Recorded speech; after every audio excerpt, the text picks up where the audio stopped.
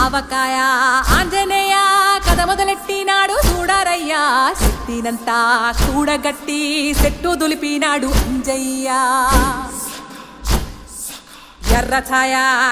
ఛాయ కోతి అవతార వెంటమాయ కత్తి సేత పట్టకుండా కాయ కోసినాడు కపిలయ్య